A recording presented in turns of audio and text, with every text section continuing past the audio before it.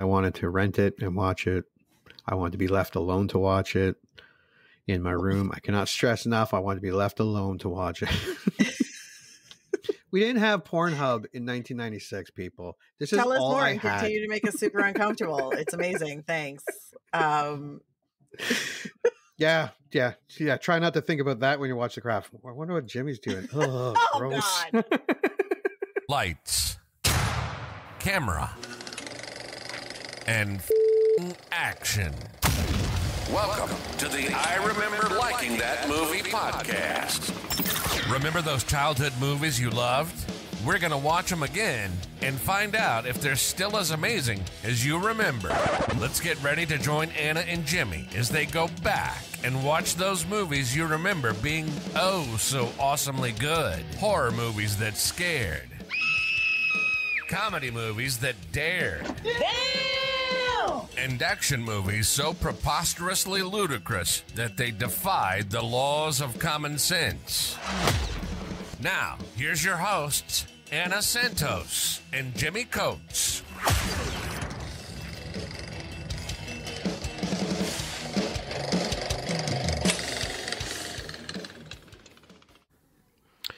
All right, so welcome.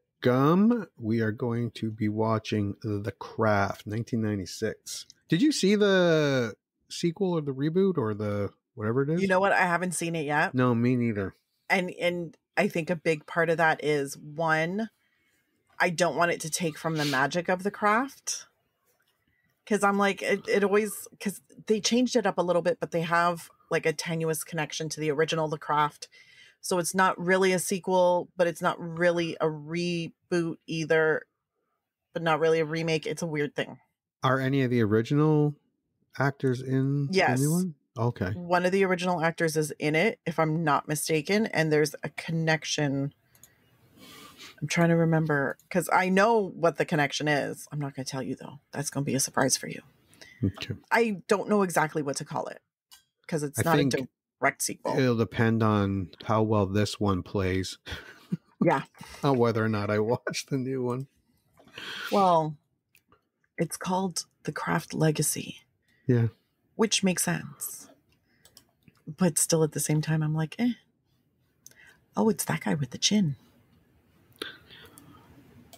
So it is May 3rd, 1996. If we are watching TV, what are we watching?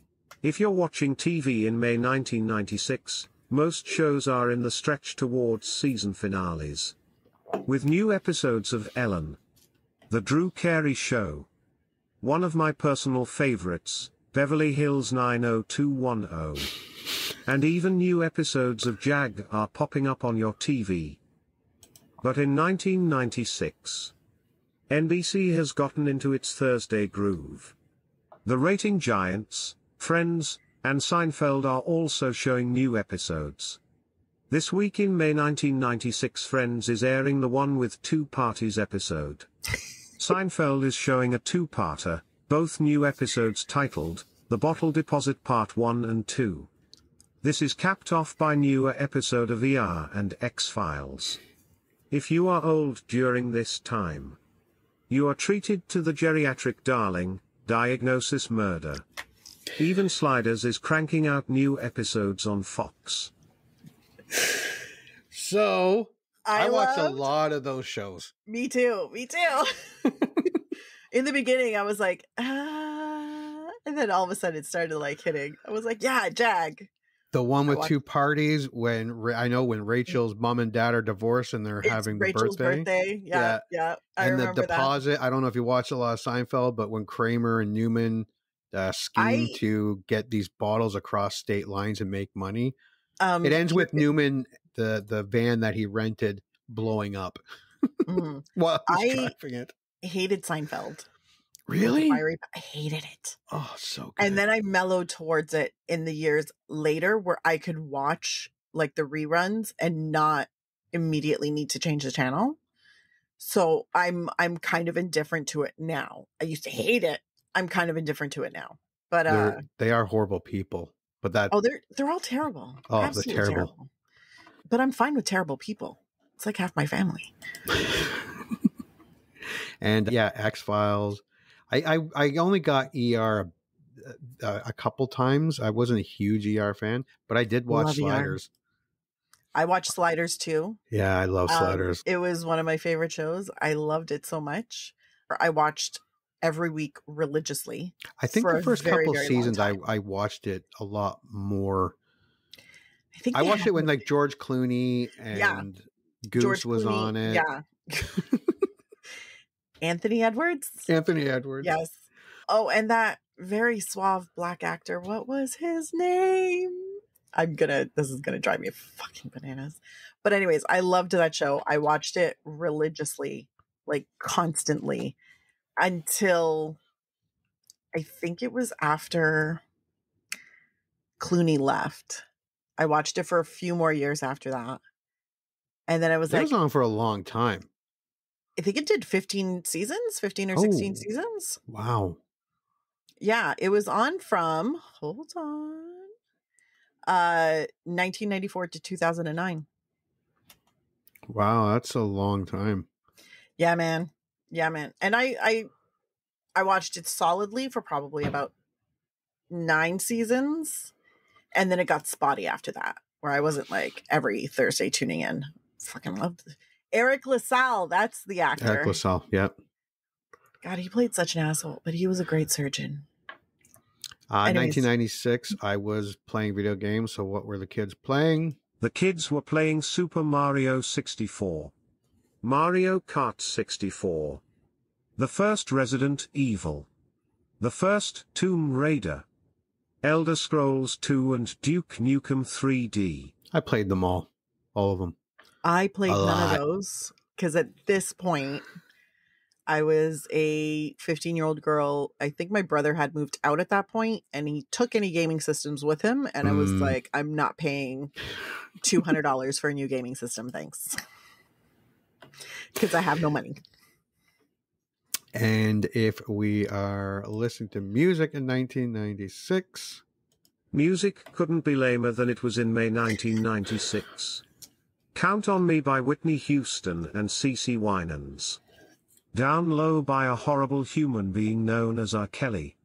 1, 2, 3, 4, Something New by Coolio.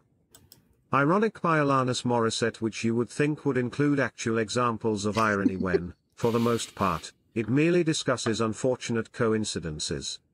Also, Because You Loved Me by Celine Dion. And the number one song that week was Always Be My Baby by Mariah Carey. A soundtrack for lameness for sure. I don't know what you're drinking or smoking, but half of that was amazing. I Will Always Be Your Baby is a fucking classic, as is I Will Always, what is it? I Will Always Love You?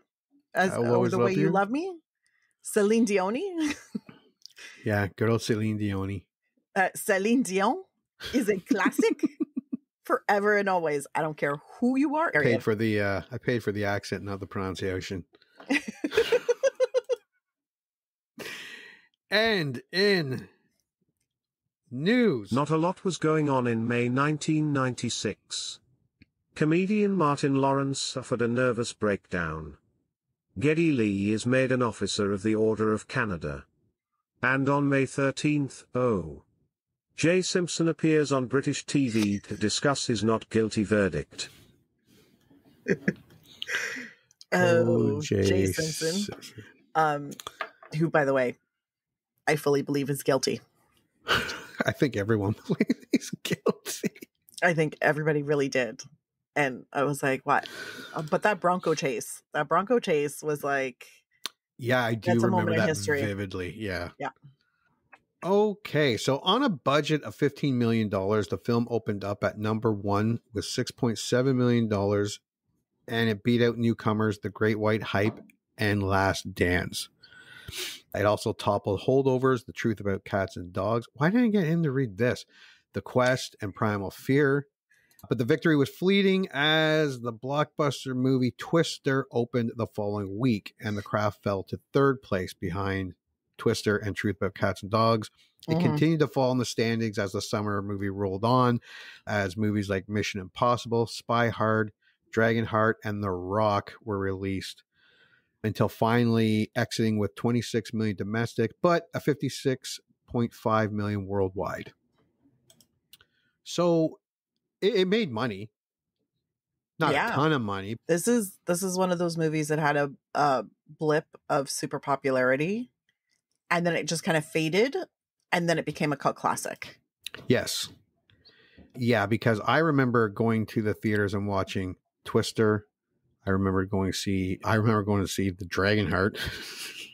God bless. Mission Impossible and The Rock.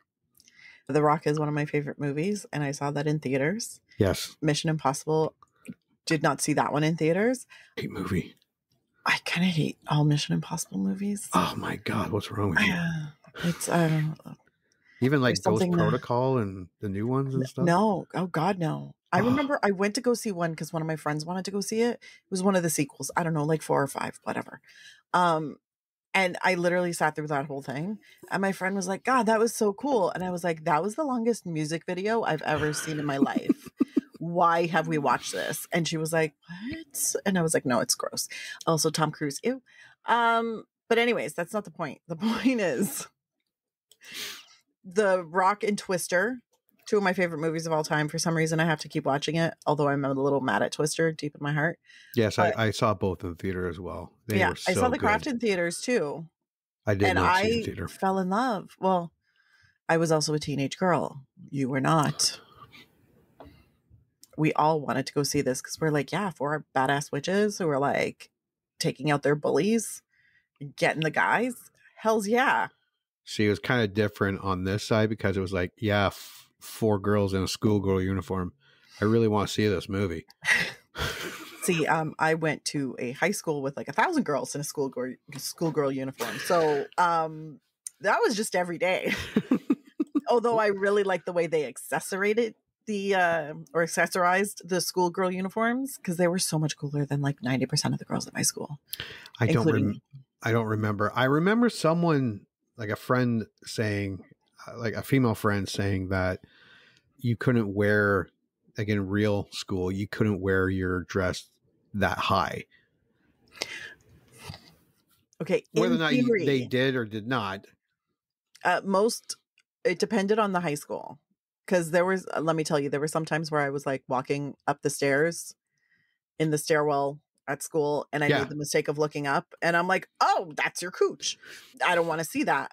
But 90% of the time, like a lot of the girls who were in my grade, we didn't have this kilts that went just below our asses. Mm. There were quite a few of those girls. God bless. Was it an all girls school? Yeah. I went to an all girls Catholic school, which was super fun. We still had nuns. Not a lot of them, but we still had some. They whack you with the rulers too? No, the only one that was still teaching when I was there was Sister Conrad was the principal during my first year, and then Sister Penny taught religion. Those were the only 2 nuns that were like teaching. But we did have nuns that lived above us, like on the very top floor of our school. So they used to take the elevator up. So we'd see them all the time. So while we're like at lunch, we'd be like, hey, sister. Do you need some help, sister? Let me get the elevator for you, sister. Fun. Anyways, that's not the point. Okay, so even after being a mild success, the movie has moved on and still enjoys as being a cult favorite, even spawning a sequel or reboot or remake. I don't know. I didn't see it because I don't think I could even admit to wanting to see that now. It'd be just creepy. Like I'm an old white dude. Can't wait to see the new Craft movie. It's cool. Just think of it as like an action movie. Yeah. Could you imagine seeing me in line? 100%. And then every by myself female there. Yeah. Who's like, what? Who's the old white guy? Yeah. Keep your hand on your mace. But yeah, I did not go to the theaters. I do remember seeing the trailer and wanting to, because of the effects, the story, the cool trailer, maybe. But I think it was because of the four girls uniforms starring in it. Now, I know that sounds creepy now, but I was pretty young at the time. Exactly. So screw you people. And they're all older than I am. When I was doing the research, they are older by a few years than me. And when I was researching, they still look great. They really do. Yeah. Like, I think they started making deals with the devil. I'm just saying. I do remember this. And this kind of it made me remember that I remember seeing it. I remember it went out of theaters, and then I remember going to a Blockbuster, and they had that poster in the window that had the release dates and the covers for the DVD or VHS movies coming out. And I do remember seeing it there. And I don't know if it was the day of, because back then, didn't movies get released on Tuesdays? Brand new releases got released on Tuesdays. I don't think they got released. Yeah. But I'm pretty sure that weekend got the movie. I know I rented it a few times. I think I bought the DVD. Not 100% sure on that. But yeah, I watched it a lot when I was like in my teens and early 20s. And then it kind of petered off, and I haven't seen it in a while. Now, I remember the 4 actors. They were all pretty well known.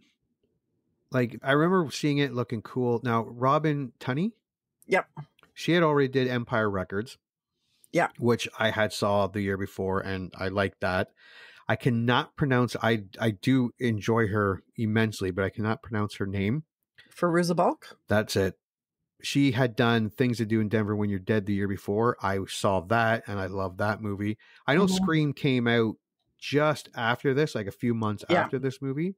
But Neve Campbell was already a big deal because of Party of Five. Yes. And we can never forget the jewel that was Catwalk. Yes.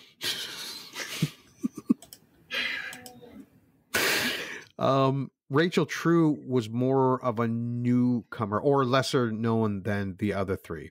That doesn't mean I didn't love her any less. But she did a couple of episodes of 90210, Fresh Prince of Bel-Air, Family Matters, Dream On. And even, I forgot Christine Taylor. Yeah. Who actually probably went on to have the biggest list of hit movies than any of them. She was in so many. Yeah, and she was in it, and she did the year before she had done the first Brady Bunch movie. Yeah. And she did, that was in 94, she did Night of the Demons 2, which I think should go on our list because that movie was horribly good. And in 95, she did the Brady Bunch. And then you got Skeet Ulrich on Friends. Let's not forget, she was Bald Bonnie on Friends. Yes, yeah. Actually, I just saw that like a couple months ago. I just watched that episode. Yeah, and then Skeet Ulrich or Ulrich, I'm not sure how he pronounces it. He was in the same movie the movie called Last Dance. He was in that movie when this movie came out. So he was kind of competing with himself. But he did some he would go on and do movies that like he did Scream, the Newton Boys, Chill Factor, Armored. So he did some, like he wasn't a huge star, but he did some okay movies. Well, he worked very, very solidly in TV and movies. And I think that's something that a lot of people, like, he's been working solid for probably the last 30 years. Yeah, because he do that show Jericho? He did Jericho. Which was a cool show, actually. It was a very cool show. I remember watching a good chunk of it. Yeah, then they canceled it. God, what was that other show? Yeah. Law and Order Los Angeles. Oh, yeah, yeah. There was only one season, but I remember him in Suits a lot. These are the random things that I know about him. Also, I really had such a crush on him. I thought he was so cute. So cute. I just remember the 4 actors that were running around in schoolgirl uniforms. Of course. And I wanted to rent it and watch it. I wanted to be left alone to watch it in my room. I cannot stress enough. I wanted to be left alone to watch it. We didn't have Pornhub in 1996, people. This Tell is us all more I and had. continue to make us super uncomfortable. It's amazing. Thanks. Yeah. Try not to think about that when you watch The Craft. I wonder what Jimmy's doing. Oh, gross. God.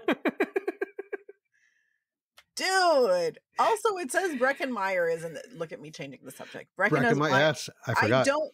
Was he Skeet Ulrich's like character's little friend?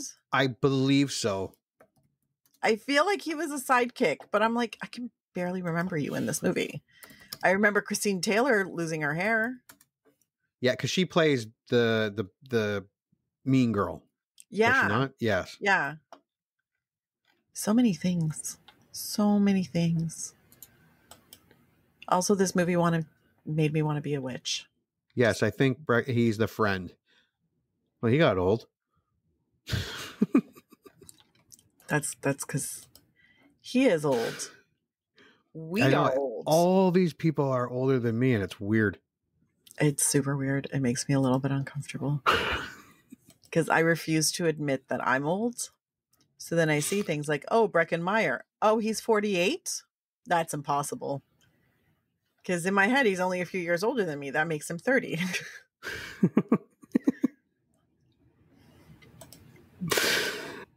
All right. Well, let's go to the tail of the tape. Ding, ding, ding. You love that. I do. Okay, so I was actually kind of surprised that this movie was rated R. If someone asked me what this was rated, I would not have said R. 90% of us wouldn't have said R. No. However, I don't know if I'm forgetting something. No. Conservative Christian America is the one that actually created the rating system because they were like, oh my God, titties. So it's the witch thing. Oh, that's disappointing. It's the magic. It's the snakes. They're like, it's the devil. I thought that was more gorier than I remembered. So I was excited, but now I'm not. Stupid Christians. There's a little bit of gore, but not a lot of gore. But there's a little bit of gore. But it's a very frustrating thing where you're just like, this is not an R movie. It's basically mean girls running around. Yeah, and when I saw, I'm not expecting booby, but I remember the ending being somewhat intense, especially with the girls whose name I cannot pronounce. Yeah, so I remember it being like like the fight, the finale being an intense ending of the movie. So it still gives me hope that it's still good. Well, it's funny because I remember watching this movie and I remember getting anxious with Robin Tunney's character. And I remember not being on the edge of my seat, but being a little like on edge during the conflict.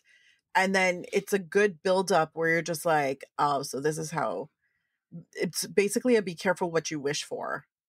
Yeah. And a cautionary tale all thrown into one. They really should have made it like PG-13. I was just about to say this movie might have benefited from being PG-13, especially it probably would have made a lot more money. Oh, 100%. Because 100%. Now that we're talking about it, I don't think it would have ruined anything. I don't think there was anything outlandishly, because when I saw rated R, I was like, R?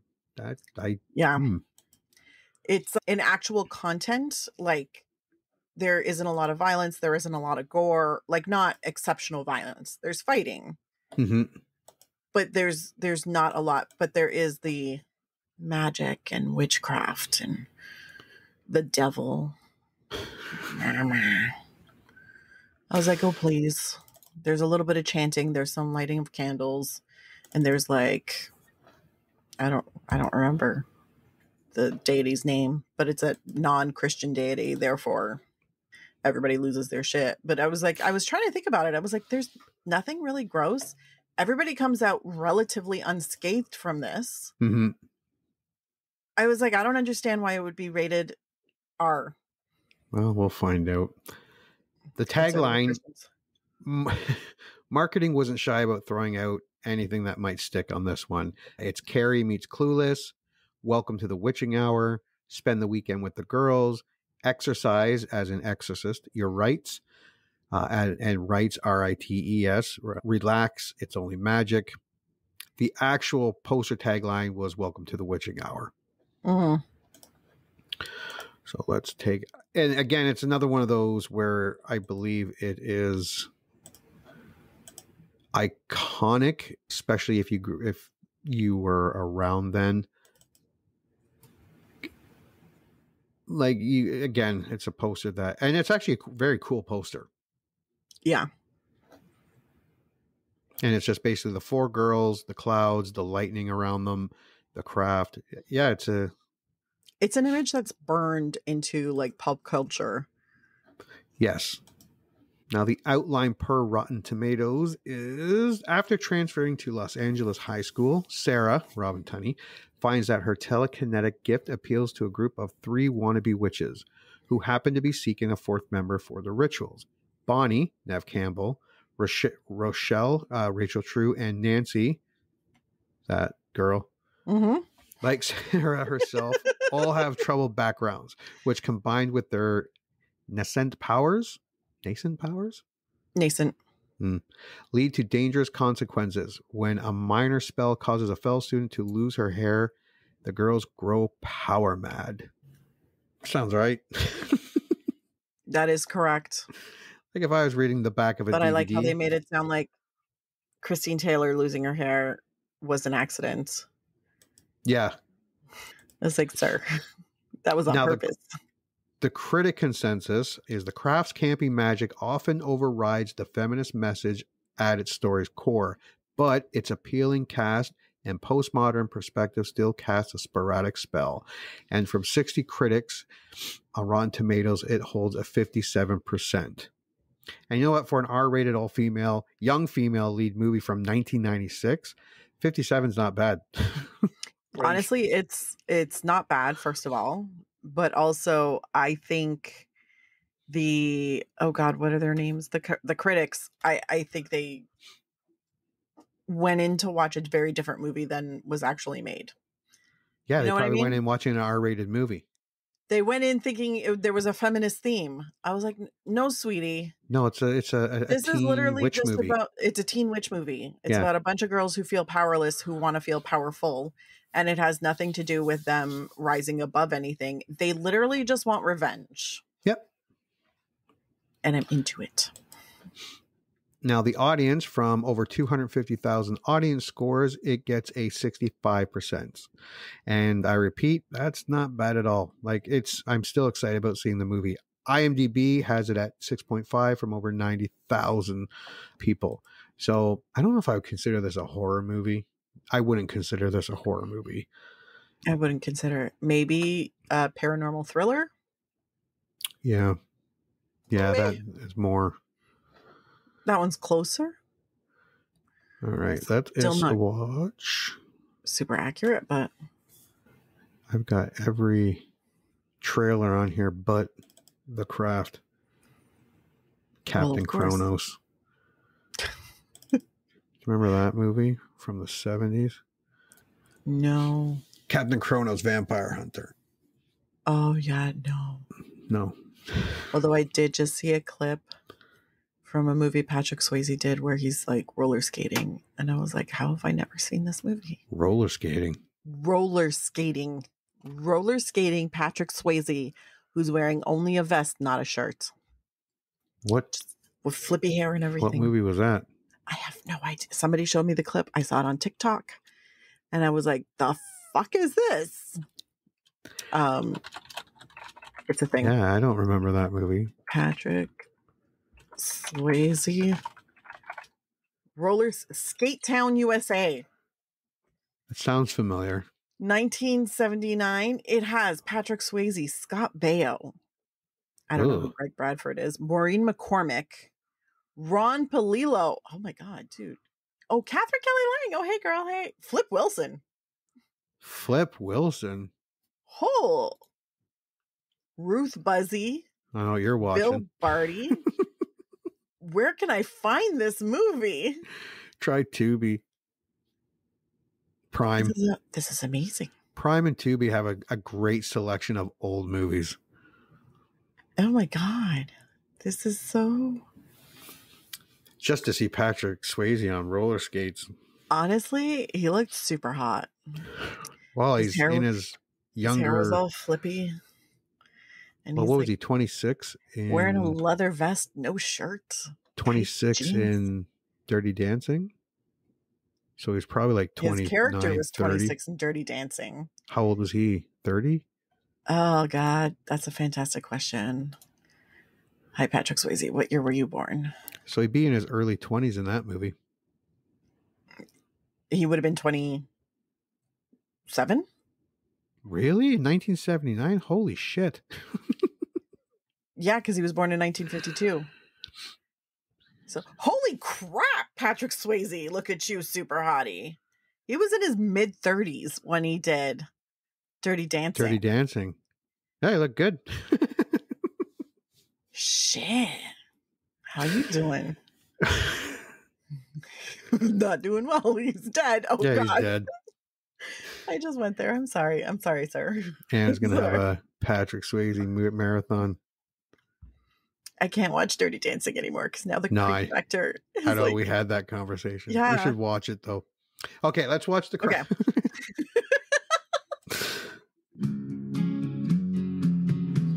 To the other kids at St. Bernard Academy, they were the girls who didn't belong. Whatever you do, stay away from them. Why? They're witches. But after years of being on the outside... Why'd you lie about me? I don't want to go out with you again. Please, stop begging. It's pathetic. 4 girls are about to discover the dark side. You ever heard of invoking the spirit? Black magic. We can make things happen. I mean, this is it. This is real.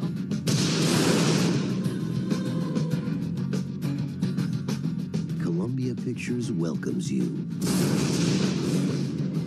to the witching hour.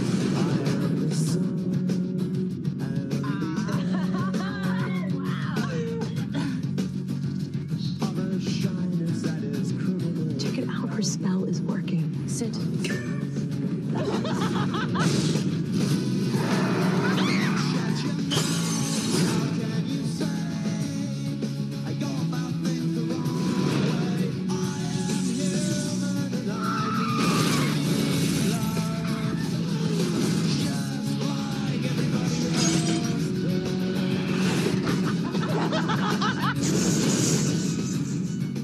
The Craft.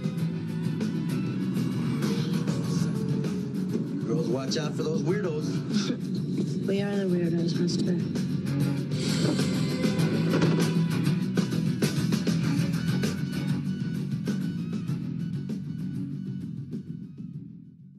Yeah. Still super cool. Also, fun fact, that song that was playing turned into the theme song for Charmed, the show about 3 witches in their 20s. This is where, did the Charm rip them off? Or Not is that where they got its exactly. idea? I think they were all like, it's 3 sisters who are witches and the power of 3 and they have to come back together. That one is actually more grounded in like traditional witchcraft and like Wicca than this movie. I will say this after watching the preview. 96? 2016. Oh my God. Shh. It's like 26 years ago. Shut up. And I was renting it at Blockbuster. You shut your mouth. It still looks good. Like the effects, from what I could see, like what I watched there, walking on the water, Yeah. The explosion, the snakes coming out. Yeah, it still looked pretty decent. Yeah, no, it still looked pretty decent. Luckily, the fashion cycle has come back around, so everything they're wearing is super cool again, which is nice. Honestly, I remember loving this movie so much and wanting to be these cool girls and buying, crystals and things and candles to light because I was like, I want to be a witch now. P.S. I cannot move things with my mind.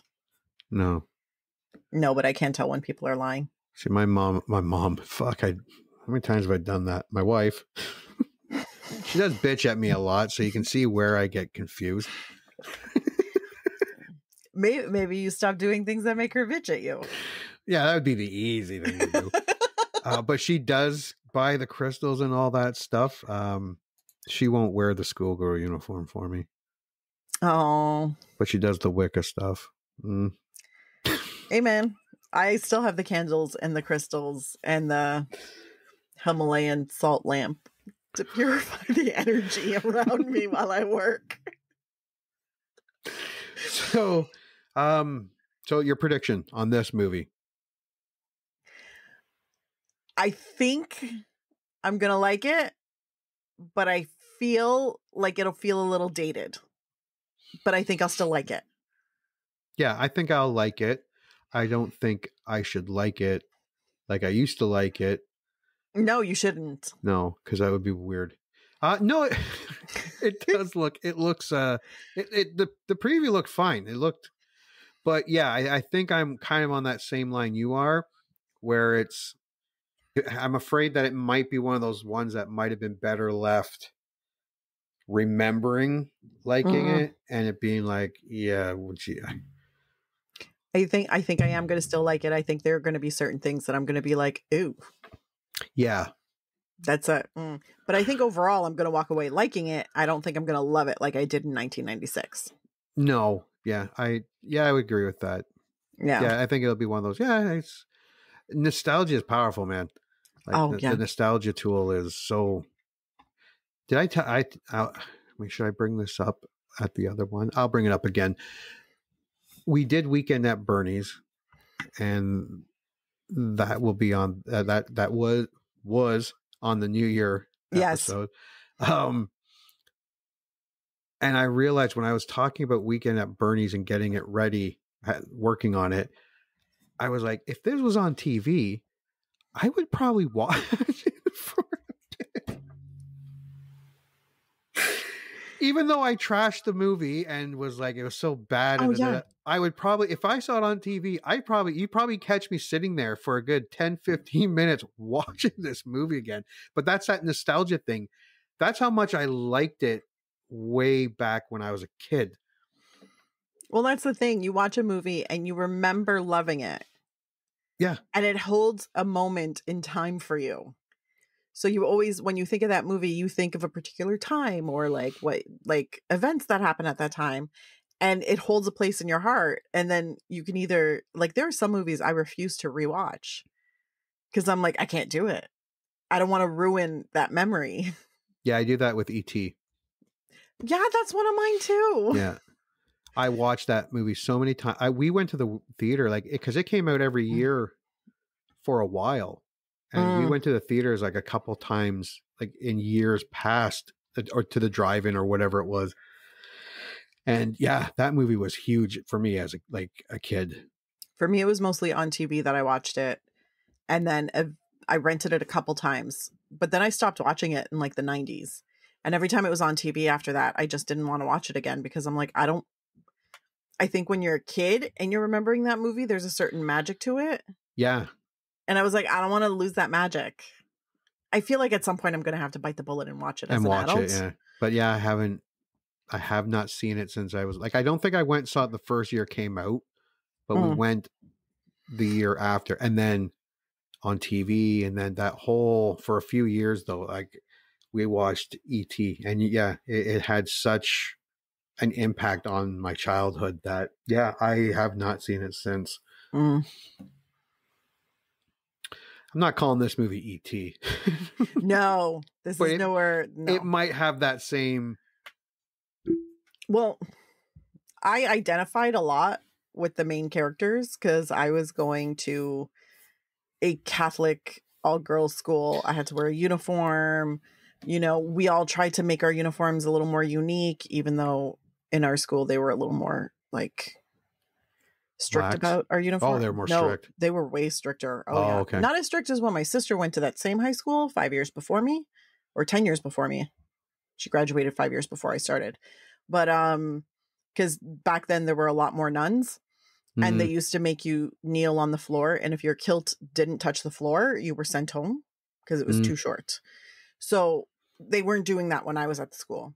But I was like, these are 4 girls who are having identity problems and trying to fit in and being bullied and, you know, feeling out of place, and they make their own niche. And this is like, I identify so much. Yes, let's go buy some candles. Let's go chant some stuff. Let's look at the full moon and dance. Like, it's going to be great. I wasn't doing any of the extra stuff because I was still too Catholic for that. But I identified so much with them that I'm like, I don't want to watch it now and have it ruined. Yeah. It's been a while since I've seen it. And I'm like, I can't remember how I felt about it the last time I saw it. But I remember how I felt about it in the 90s. I feel that way about Pee-wee's Big Adventure. Oh my God. I haven't seen that in forever. No, actually, we should watch that one too. I feel like that one was like an LSD fever dream. Like, it was out there. Yeah. Right? Yeah. Yeah. It was different. God bless. But we will go and watch The Craft and we'll see if it ruins it for you. God, I hope not. Fingers crossed. You heard them. Movie time. Let's all go to the lobby and get ourselves a treat, and then watch a classic kick-ass movie from whenever the one we're about to watch was made.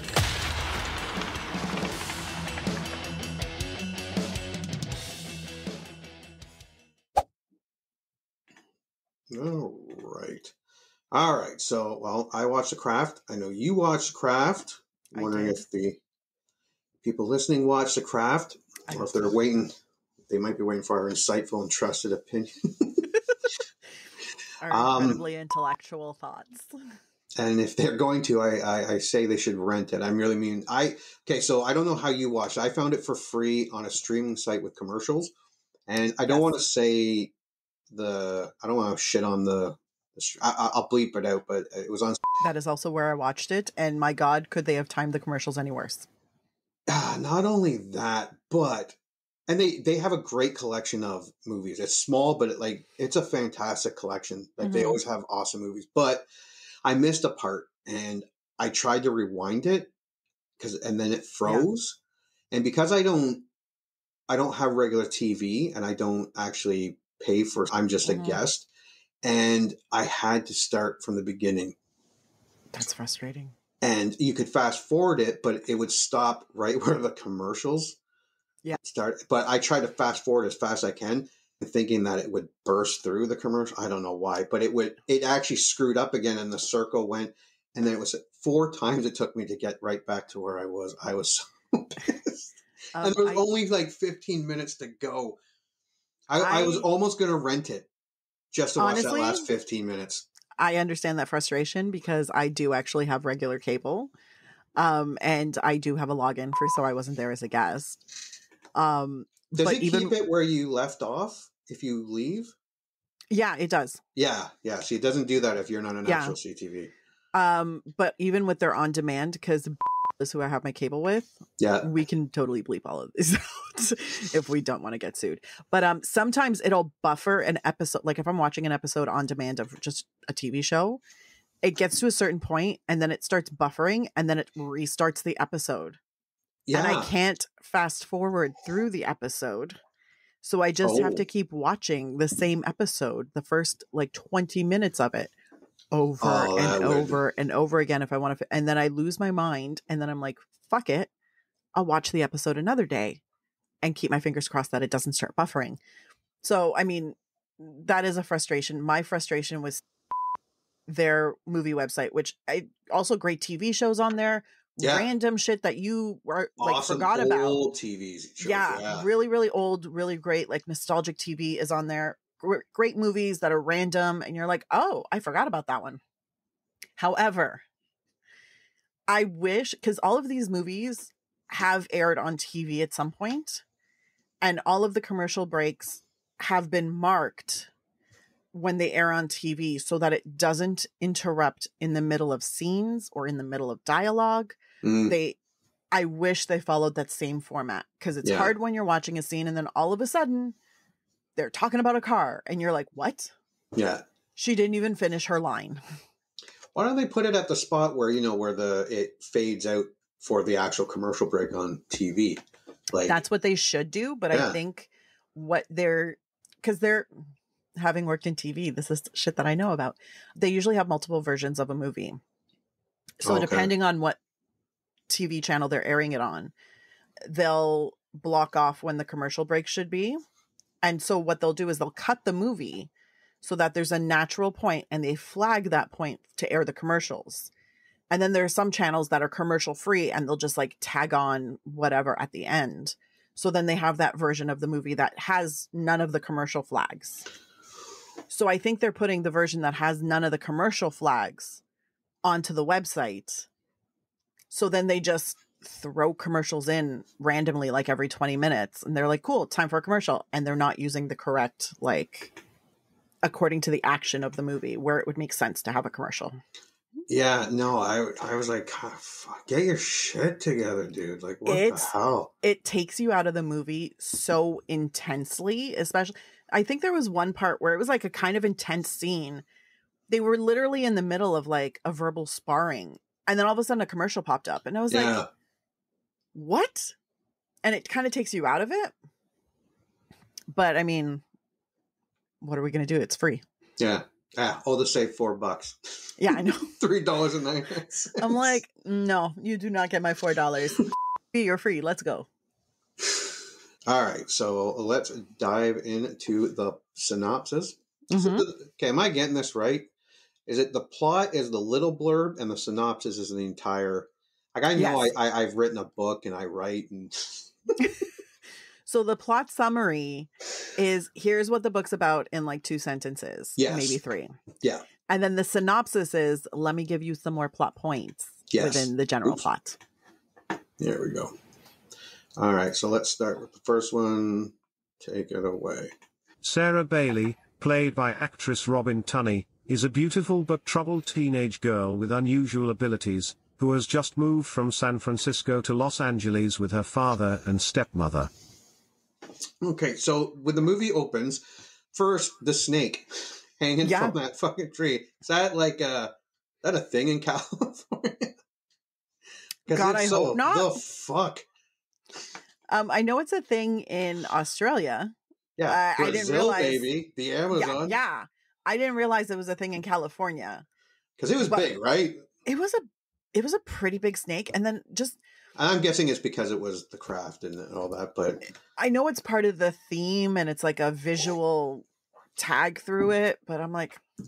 But like, you think the dad or the mom would be like, what the fuck's with that snake? Well, maybe they live in like the Hollywood Hills or something, where there's like nature near them. And I know there's snakes on the hiking trails. Yeah. That thing looked like it could eat you.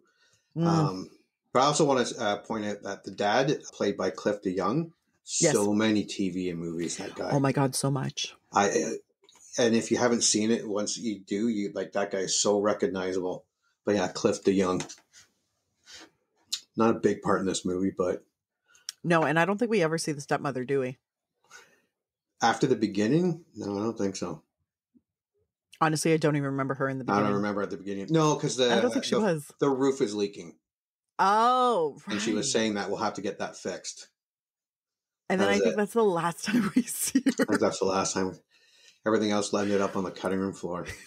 At her new school, she forms a friendship with a group of girls who are outcasts for various reasons and are rumored to be witches.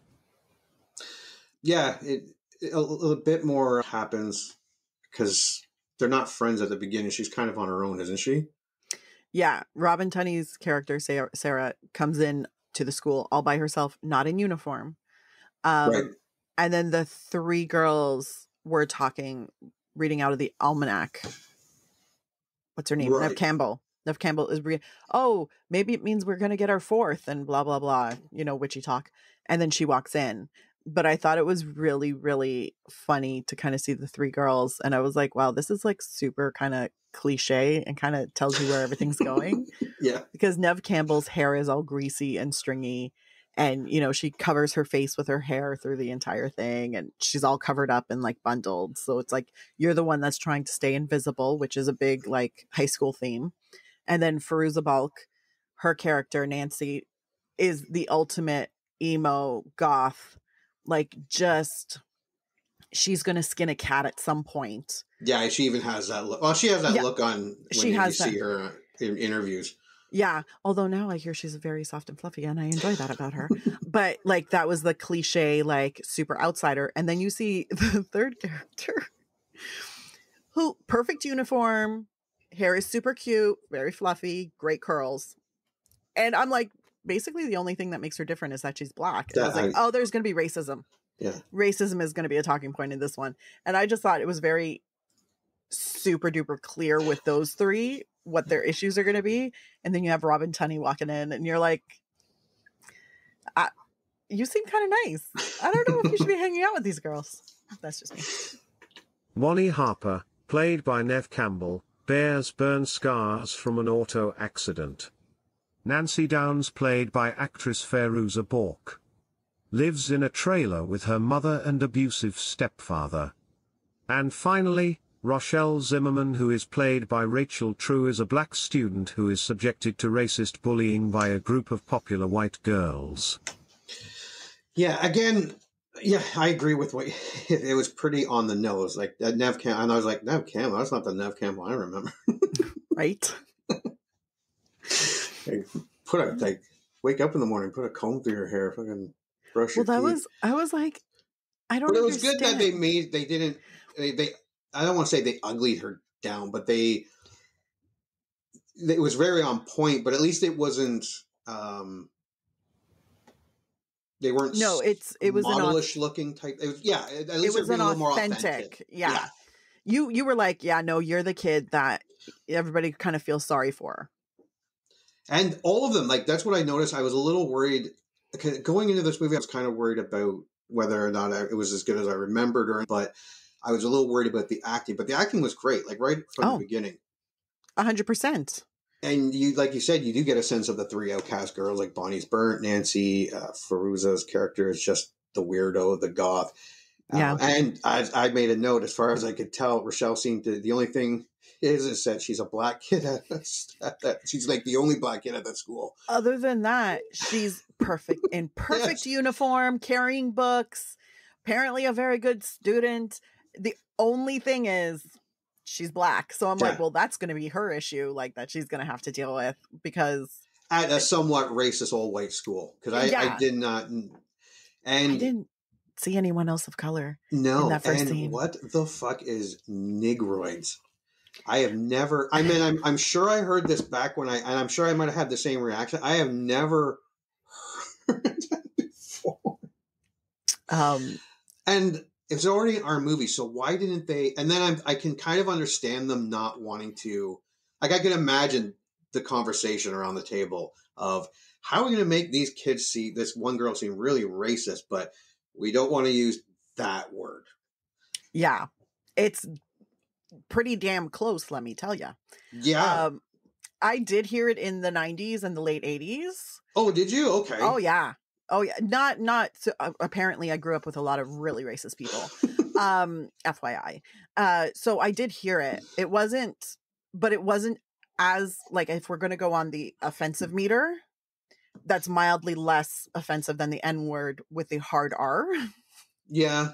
And I guess it's a bit, it sounds, because I didn't remember it at all, but I guess it sounds better than saying Negro. Because if she would have said, I don't like Negroes, that wouldn't have gotten the, and if they used the other word, that might have been like, ooh, that was a little too much. That's super hardcore. Yeah. Because this was still because even Negro, there were still people who would argue that it wasn't necessarily a slur. FYI. Yeah, I remember kind those arguments. Yeah. So Negroid was kind of the youthification of Negro. Oh, okay, yeah. So it's what the younger set would use, because God forbid, teenagers come up with words and you're sitting there going, still offensive. Yeah. But it gave them leeway to be offensive without obviously offending.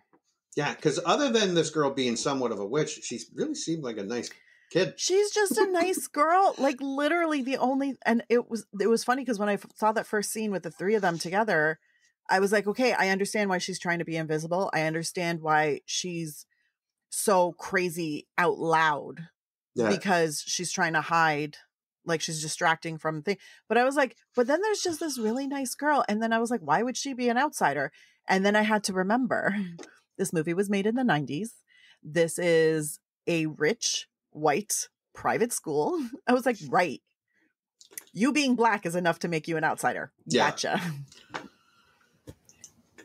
The girls worship a powerful deity they call Manon. One of the things I found out during my research is that not only did they hire a Wiccan consultant to make sure they were doing things correctly, which is kind of cool. Mm-hmm. A lot of times, especially back then, 80s and 90s, they did not. No. But they had the man, and that's not the actual word. That is, they were afraid that kids were actually going to replicate a lot of this stuff. Yeah. Yeah. So that is not the actual how you invoke the spirit. The spirit has a different name. Yeah. Like well, go ahead. When I first saw it, I was like, I don't remember the name because I was kind of into the Wicca back then, and then I became more into the Wicca. Now I'm very into the woo-woo in general. So I was like, crap, right? There is no Manon. Like, no. and also Robin Tunney keeps saying it with a French accent in this movie, and it always makes me giggle every time.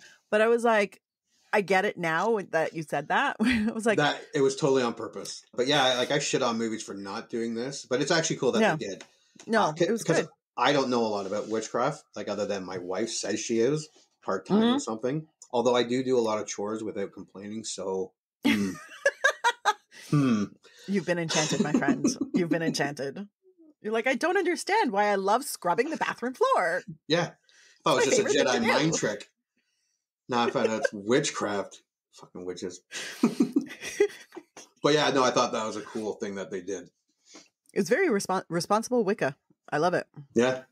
Sarah becomes attracted to the popular boy of the school, Chris Hooker.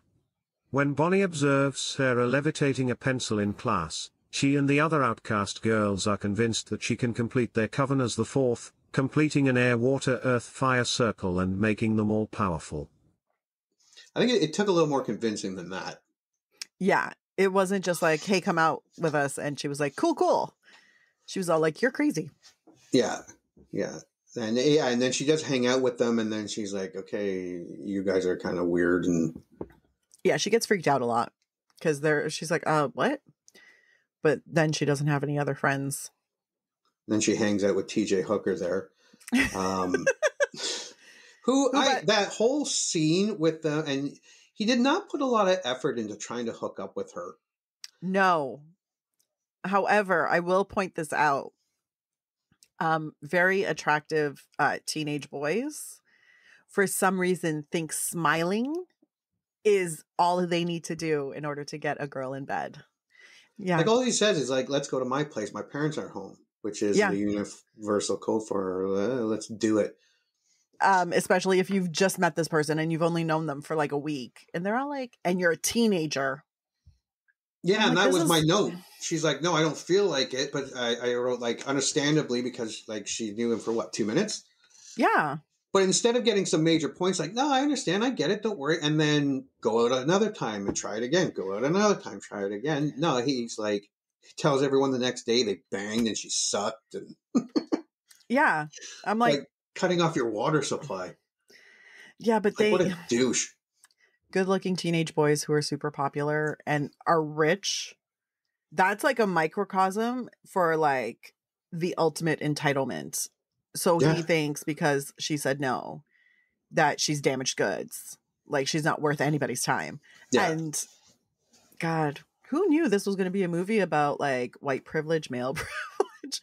Yeah, there was that was my next note. Yeah, it really hit the like he destroyed her reputation after one date sitting on a rooftop. Right. Like talk about no patience and privilege. And white privilege. where they just think they can get away with everything because who's going to call them on it? Yeah. So she confronts him. He's like, whatever, you clingy whore. And the other girls are whispering behind her back, like the other girls at the school, not the witch ones. But they also did a great job at showing each girl's plight. Sarah's different. Mm-hmm. Also, Sarah's like the pencil levitating. I don't know, like maybe you don't show your witch powers during class. And that Bonnie was the only one that saw it, but Nancy living in the trailer with her weirdo stepfather, and was it just me or were you creeped out when the trailer trash mom is drunk and yelling at the stepdad for not paying the bill, and she's like, "What are you good for?" And he's like, "You know what I'm good for." everything. I was like, oh, that was creepy. I'm going to say, because I've known people who have lived in trailers. And I was like, this is excessive, guys. But I get it. Like, they had to really, show how shitty her home life was, which is why she's... And I'd like to say, I know not everyone that lives in a trailer... 100%. Because some of the trailers I've been in have been very, very nice, and they are not on wheels. I'd like to point this out. Some of them have permanent decks attached to it, okay? They're very lovely. However, this one was very stereotypical trailer trash vibe.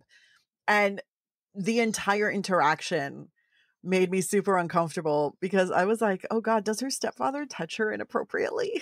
Yeah. Because that's the vibe I'm getting. And that's the vibe I was, yeah. So it wasn't just me, right? No, it's not just you. Like, it was very I don't like this. This is icky. Okay, I'm going to stop doing it at my house then. It seemed really grossed out, but I wasn't sure. Solid plan. Solid plan. Oh. Yeah, no, I made a note too. I was like, great job of establishing characters and showing how much of a douche Chris is. Because they drive it home succinctly. You're not left wondering if maybe he has some redeemable qualities. He's just pure shit right off the bat. And you're like, oh, yeah. Way to go. For the first 5 minutes, he seemed kind of nice. Yeah. He seemed kind of nice. And then, but it was a realistic turnaround because, I mean, we've all met guys, or at least I have, who they seem perfectly nice. And then the minute they don't do what they want, whether or not, even when I've turned down guys for a drink, they've started calling me names. You think you're too good for me? I'm like, I literally just don't want to have a drink with you. Forget it, guys. That one's a lesbian. I guess it's exactly true. Yeah. She's a lesbian. Yeah. It's not that you're 280 pounds and wearing a shirt that looks like it hasn't been washed in a month. It's not that your BO got here 10 minutes before you did. No, it's not that. No. Yeah. All right. When Sarah is harassed by a vagrant with a snake, whom she had encountered before in her new house, he is immediately hit by a car. Okay, so this isn't the first time the homeless man showed up with the snake. Yeah. And you got to be careful about those guys, especially if you keep seeing them. He's obviously a rascal of some sort. Homeless, I find in movies, usually if a homeless person has some sort of rodent or reptile with them, they are bad news and they are an omen of bad things to come. Yeah. Although I was glad that he was not killed by the car. Although I felt bad because you really get a good look at him being run over by it. I was like, did that wheel go over his head? That looked, because that looked, and I will give the special effects people, that didn't just look like a dummy. That actually looked it looked like a person. Done. Yeah. So I don't know if they ran over a person and they used a real homeless person. I don't know, but it made me really uncomfortable. Great job. Because I was like, is he okay? Yeah, I was like, shit, that had to hurt. But then I saw him moving afterwards and groaning, and I was like, oh, thank God he's not dead.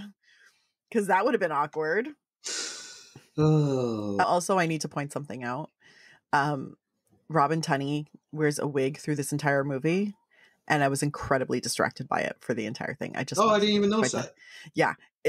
Honestly, if you've seen enough women who wear wigs, you're like, something's up with her hair. It was a relatively good wig.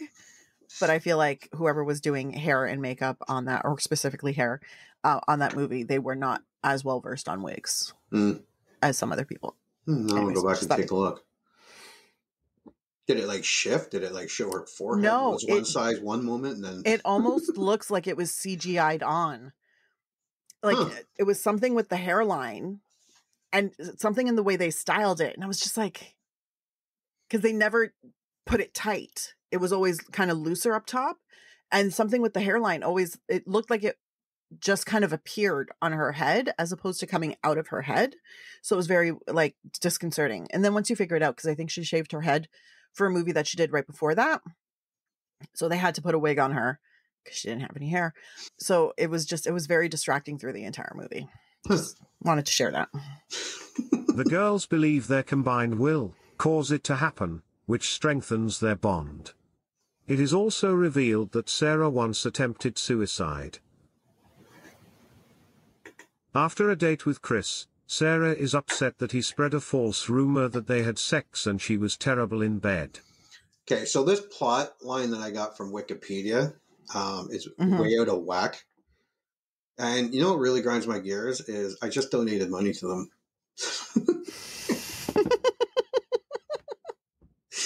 Like, is this what I'm paying for?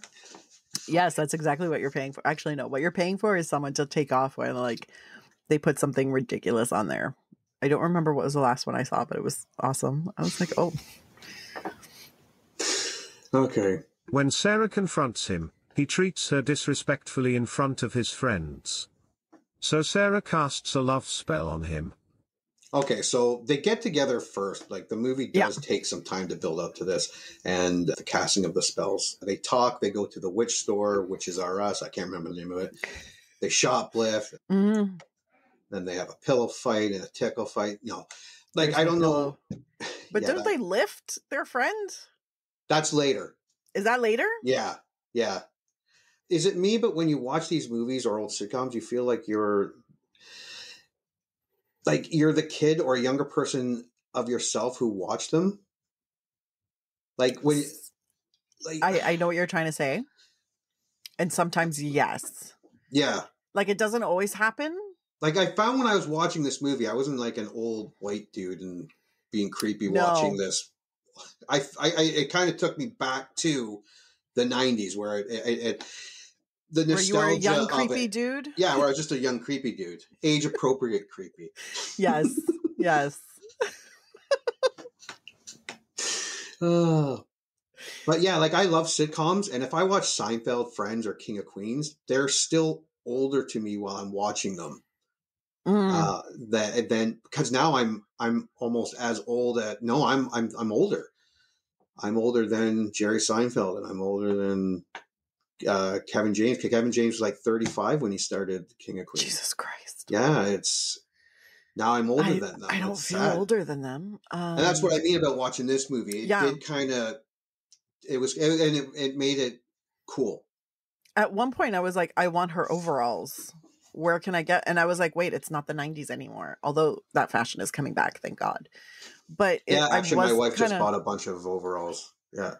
Makes me so happy. Yeah. But it's one of those things, like, you're watching it and you don't feel like you're that far. Like, this movie brought back a lot of nostalgia for me. And it felt like I was... music, the style, like the music, the uniforms, the fashion, even like the accessories and stuff. And you're just like, yeah. Like, it felt like you were almost a teenager again. My hips started hurting because I was sitting in the same position for too long while I was watching it. But you almost felt like a teenager until the arthritis kick in. It's fine. But yeah, it took a while to get to the spell part, which was good because there was some character development, story development. They were building their relationships with each other before they started calling the 4 points and being super witchy. The love spell was quite humorous because you could tell that, I can't remember the guy, you could tell he was confused because wait a minute, I don't want to be with this girl, and now it was well done.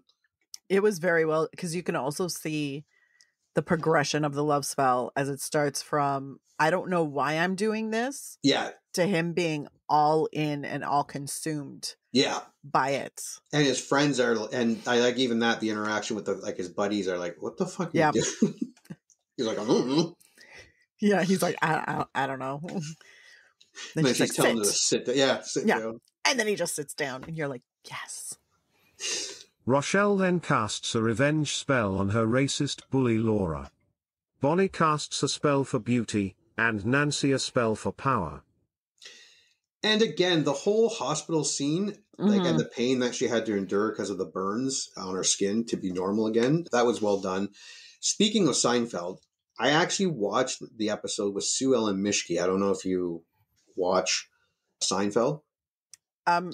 She's the one that doesn't wear a bra. Oh, yeah. She's Elaine's friend. That was the doctor. So. Oh, yes. I see. I recognize her from other things. Yeah. And I just watched that episode a few days before this. But yeah, again, they did a pretty good job with the spells and then how they started to begin to work for everybody. Yeah. The spells are successful, Chris becomes infatuated with Sarah, and Bonnie's scars on her back miraculously heal. Rochelle's bully, Laura, begins losing her hair. Nancy causes her stepfather to have a fatal heart attack, probably using pleurisy root, as foreshadowed by the open book in the previous scene. First, for a shitty plot outline, that was a very specific and informative piece of information that, like the rest that is vague nobody as noticed. Shit, but yeah, I didn't know. I'm like, what? I did not notice that at all. I saw books. I was like, ooh, pretty pictures. I did not clue into that. I'm horrible for missing Easter eggs, and that's why murder mysteries are great for me. I by the end of the movie, I'm going, oh my god, it was him. I figure it out, but I get it from a vibe. I'm like, you look super creepy and like you're up to no good. You killed him. Ignorance is bliss. Okay, so this enables her and her mother to cash in on his life insurance policy and move into a luxurious high-rise apartment. Nancy becomes power-hungry and encourages the others to join her in a rite called Invocation of the Spirit. Despite being warned against the spell by Lirio, the owner of a local occult shop and practicing witch. Upon completion of the spell, Nancy is struck by lightning. Yeah, again, this was good. Like, it was all... They did a good job going from playing around with it to starting to get that power hungry. Yeah. Yeah. Because you see it. You see the progression, and they do it in such a short amount of time on screen. Yes. That you're like, okay, it does actually make sense, but you're doing it in such a way that's so efficient that you don't feel like half the movie is taken up by just telling this part. Yeah. Yeah. It allows the movie to go along. Yeah. It keeps up the pace. It keeps up everything going. I'm like, this is fantastic. Also, I like how Sarah, Robin Tunney's character, is the only one that flags that something's not quite right. Yeah. And everybody's like, relax, it's fine. Relax, it's fine. And you're like, but is it though? Is it? The following morning, the other girls see Nancy walking on water, and then see beached sharks and other dead animals littering the shore. In the days that follow, Nancy becomes increasingly devoid of empathy, and engages in risky behavior that endangers her life, and those of the others. Again, that was the only part that looked a bit dated. Was her walking on the water. It didn't look horrible. Yeah. But it didn't look like today you wouldn't be able to tell. You wouldn't be able to tell that it was CGI. You can tell that their special effects budget was kind of small. Yeah. God bless. But it wasn't also horrible, but no. It wasn't horrible, but it wasn't super convincing either. No. The spells that the girls cast eventually lead to negative consequences. As Bonnie becomes aggressively narcissistic, Rochelle finds Laura traumatized by her baldness, completely hysterical. And the obsessed Chris attempts to rape Sarah after she rejects his continual advances. Again, they did a pretty good job on this too. Like the characters, and you could tell they were changing. Neve Campbell's character was becoming a bit of a narcissist, and so much. I didn't think, was it Rochelle? Or is that her real name? No, that's her character's name. Yeah. She wasn't as bad. But she seemed a little bothered about like the other girl losing her hair. Well, because she started seeing, I think because she saw the results of her spell as in doing damage to someone else quicker than everybody else. Yeah. But they did show her noticing that she was like that she got more noticed in the swim competition. Yes. So her positives, I think, were definitely outweighing the negatives for her. Yeah. But she wasn't as bad as the other two. No, she had a little like Jiminy Cricket on her shoulder, just being like, was that really nice? Do you feel like this is worth it? That was the kind of niggling where you can see it. Where Robin Tunney's character was like, after when he tried to rape her, she was like, there was nothing in his eyes. He was gone. So what we're doing is not good. She realized what she was doing was not good. Yeah. And then Rochelle was kind of closer to her stance than Bonnie or Nancy. Nancy was super off the deep end. She really did not care. No. She was like, nope, I've got money. I've got a nice place to live. My creepy stepfather is dead. Hallelujah, praise Jesus. My mom's weird, but whatevs. It's fine. And then Bonnie was just like, look at me wearing tank tops. Yeah, who buys a juke? Like, I want a jukebox for my... Right. But she only had one song in the entire thing. I can't remember it now. It was all... I feel like it was all like Doris Day or something. It was all some like... Oh, maybe it was all... Yeah, it was all that... It was all the same singer. That singer, yeah. I don't know how many songs that singer has. So I'm like, really? Are you just like rotating through like 20 songs? Over and over and over again? Who wants to live Seems like a that? waste of a really nice jukebox. Right? I'm like, that makes me sad. In a supposed retaliation, Nancy uses a glamour spell to make herself look like Sarah, and attempts to fool Chris into having sex with her at a party. She is interrupted by the real Sarah, who tells Nancy to leave with her, but it becomes obvious that Nancy's desire to control Chris is mixed with unrequited feelings. Upset at being fooled, Chris says Nancy must be jealous, angering her, and she uses her power to kill Chris by throwing him out of a window. I like that effect. I liked it too. When she put her hand over her face and then put it over her head and it turned into Sarah.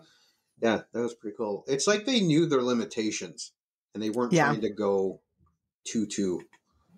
Sarah attempts a binding spell to prevent Nancy from doing more harm, but it does not work, and the coven turns on Sarah. Sarah seeks out Lirio for help, but changes her mind and leaves before Lirio can actually help her. The other girls invade Sarah's dreams, tormenting her with visions of swarms of snakes, rats, and insects, and make her believe that her family has died in a plane crash. I really don't know which would be worse. I mean, I like my parents and all, but snakes and rats are very, very gross. That scene was totally fucking gross.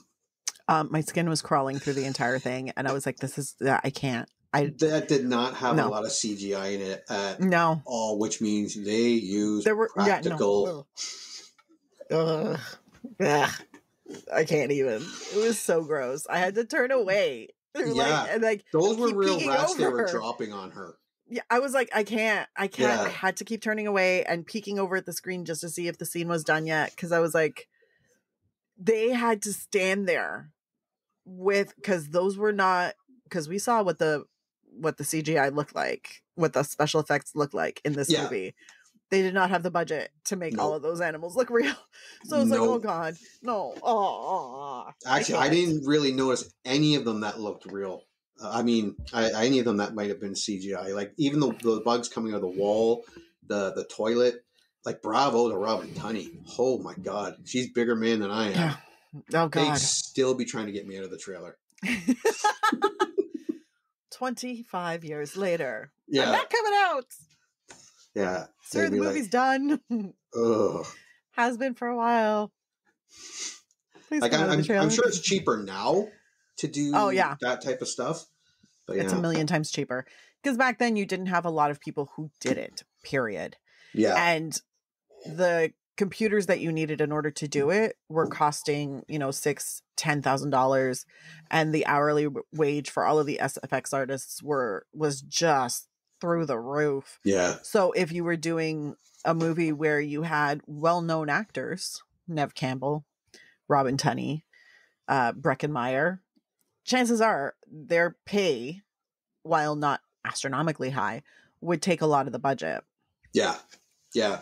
And I hope her agent got her some extra. Because after she read the script, she must have been like, I could never. Could never. No, not even a little bit. The rest of the coven then tries to induce Sarah to commit suicide, and Nancy cuts Sarah's wrists herself. Although initially terrified, Sarah successfully invokes the spirit, and is able to heal herself, and then fight back. She scares off Bonnie and Rochelle by showing them glamour in a mirror. Bonnie is shown with her face burnt, and Rochelle is shown losing her hair, just like Laura. Sarah then defeats Nancy and binds her, preventing her from causing harm forever. It wasn't a a big special effects square off, but it seemed more realistic. Yeah. Like it wasn't fireballs and floating around and jumping on a broomstick and playing Quidditch or whatever that Harry Potter game is. It is Quidditch. Good for you. Okay. Yeah, no. It wasn't over the top, and it wasn't like a battle to end all battles. It really felt, this is gonna, don't ask me what my reference for this is, but it really felt like two teenage witches going at it. Yeah. Ones who just don't know a lot. Like they're not super advanced, but they're like, here's a trick that I know. Let me use it.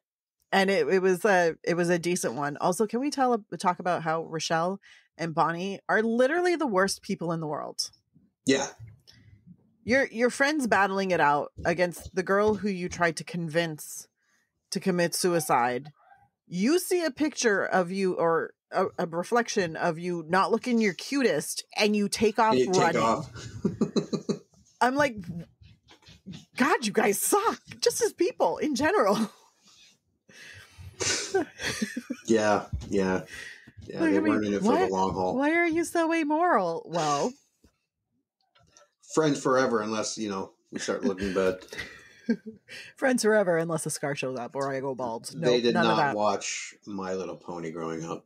My Little Pony, Friends Forever, or Care Bears. I'm just saying. Bonnie and Rochelle, finding their powers gone, visit Sarah and attempt reconciliation. Only to find that she wants nothing to do with them, and that she knows that Manon took their powers, because they abused them. They scornfully mutter that Sarah must have lost her powers too, but Sarah then makes a tree branch nearly fall on them. She then warns them to be careful not to end up like Nancy. Nancy has now been committed to a psychiatric hospital, delusional and her powers bound, and strapped to her bed as she desperately insists she can fly. Yeah, she didn't just make a tree branch fall on them. The clouds. No, there was light clouds, lightning. Yeah, it made it quite obvious that she was still very powerful. That there was a lot. It's not just like tree branch fall. Yeah, it was like clouds moving in very fast, lightning hitting the tree.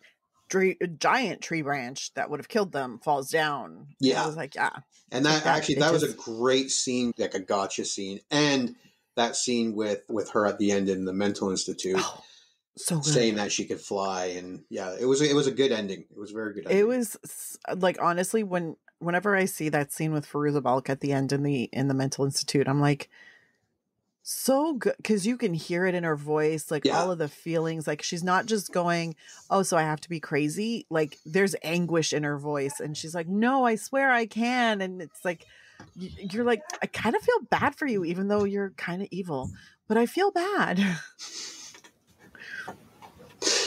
All right. So did you want to score it? Do you want to use I will totally score it with my score. I'm giving it a 7.5 out of 10. So somewhere between very, really good and awesome. I remember why I liked it, and I still like it. Am I going to actively rewatch it a lot? Probably not. Am I going to occasionally rewatch it? Probably. Like, I think this will be a fun one to watch again soon and not super long down the road. But yeah, no, it's still good. I think I liked it more when I was younger, which makes sense because I was a teenage girl when this movie came out. And there is a really good feel of nostalgia for it. But it's still like a pretty solid movie. Yeah, I'm giving it a 6.5. I liked it. Again, it was better than I thought it was going to be going into this. I didn't think I had a bad feeling about it.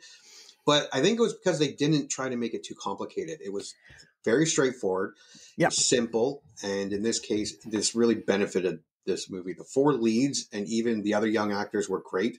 The ending was a little over dramatic when Sarah and Nancy squared off, rather than like more drama than action. But especially Fairuze Balk was great at the end too, and throughout the movie. But the movie ends fantastic. I'm not watching it anytime soon, but whereas a 6 states that it could take 10 years, I can see myself watching it in 9. No. Well, I mean, 9. It wasn't my favorite movie, but it was good. I liked it. I think I agree with you. I liked it back more because I was a teenage girl back then. Yes. But no, I understand what you're saying. But it was good. The craft benefited from a fantastic young cast, the filmmakers that had boundaries and then told their story within those boundaries. With only a couple CGI hiccups and minor questionable plot points, the craft gives us a movie that, even though climbing towards 30 years old, isn't bogged down by technology, or in this case lack of, and gives you a story that keeps you interested from start to finish. It's a pretty solid movie, and it's pardon the pun, a well-crafted movie. Yeah. The writers and the directors understood pacing, they understood storytelling, and they understood teenage minds. So you're like, yeah, it was a solid movie. Obviously I liked it more when I was a teenage girl because I identified with it more, but it's still a fun watch. Yeah. Why did we like it back then? Like, for me, we covered this in the pre-one, and I don't think listeners need to be creeped out anymore about like but why you liked it. Yeah, but it was cool. It was cool back then. It was different. It was 4 lead girls, which you see that a lot now, but back in 96 you did not. So it was something different. No, there was still a crap shit ton of misogyny in the 90s. Oh God, yeah. Oh yeah. So having 4 lead girls who weren't just chasing after guys was, I don't want to say revolutionary, but kind of revolutionary. It was very different. And I think this is why it became a cult classic, because this was about 4 young women going after their goals. True, they were using witchcraft to do it, but whatevs, we're not going to focus on that. But they were going after their goals, and it wasn't necessary. Like, the guys were accessories to them. That's terrible to say, but it wasn't necessary to the storyline. Like, they were almost props. Yeah, and that was new back then. So as new, far as I can think. Well, because any other movie wouldn't have gotten the fact that this got as much funding as it did. Shocking. Yeah, because this would have been, well, they should be using their powers to get boys, and where this kind of made it more realistic. I'd say probably more realistic. I definitely would have been looking for vengeance if I was a teenage girl. I'm just saying. Okay, so for people who remember liking the movie, well, if you liked it back then, you're most likely going to like it again. Like we both said, maybe not as much. Yeah. It won't hold the same kind of magic. No, but it does hold a lot of cool nostalgia. Yes, 100%. 100%. So I think if you liked it before, you probably watch it with fondness now. But you're not going to ask yourself why you hadn't watched it before now. Yeah. You're just going to be like, oh, that was nice. Yeah. It was fun. And then for those who haven't seen it, like if you like high school movies and you like witches, you'll probably like this. It's older. Like, I mean, it's going on 30 years, but it's aged to a point that there's no cell phones and stuff like that. But you didn't even really notice it. No, because nothing hinged on really communication. The only thing that may confuse them is I'm pretty sure there was a landline in one of the scenes. Yeah. That may not necessarily confuse the kids, but they might be like... I think it's something that would take them, that's something that could take them out of the movie. Yeah. It could give them a second of like, what's that? Oh my God, this movie's so old. Also, yeah, there was like one of the TVs when they were doing the light as a feather, stiff as a board. Oh, yeah. I looked over in the corner and I was like, there's a small tube TV in the corner. No flat screens for us. No. Could this movie be made or rebooted, enjoyed today? It has been. 2020's The Craft Legacy. And even though it has not scored well, when I went and checked it out, it does have David Duchovny and Michelle Monaghan. Yeah. Yeah. And Zoe Lister-Jones is in it, not to mention Fairuze Balk. I'm probably going to watch it, just out of curiosity. No, it's on my list to watch. Yeah. Yeah. I'm not working this week, so this week is my let's watch all the movies we should have watched in the last year. Yeah, but I definitely think Gen Z and very late millennials. Late millennials probably have already seen it, but Gen Zs could probably probably wouldn't mind this movie at all. I think they'd enjoy it. I don't think it'll cause an uproar, but no, I think they'll like it. They'll like it. But they're not gonna. I mean, it is a cult classic, apparently. Yeah, I didn't know that actually. Like, I remember liking it. I didn't know it became a cult classic. I had no idea either until they were like, The Craft Legacy. And I was like, really? Do people still care about The Craft? Like, I'm happy, but it's weird. All right. Anything else you want to? Mm-mm. Well, then we thank people for joining us for The Craft. Please, if you haven't seen it, go watch it. Remember, we here at I Remember Like That Movie podcast are not responsible if you watch the movie we're talking about and you do not agree with our views or scores. Exactly. Congratulations. You just had one of your childhood movie memories vindicated. Or they just eviscerated it. I don't know. This is a generic one-size-fits-all type of ending to the podcast. So thank you for listening, and please join Anna and Jimmy next time for another episode of the I Remember Liking That Movie podcast. If you dare to go back and watch that movie you remember liking.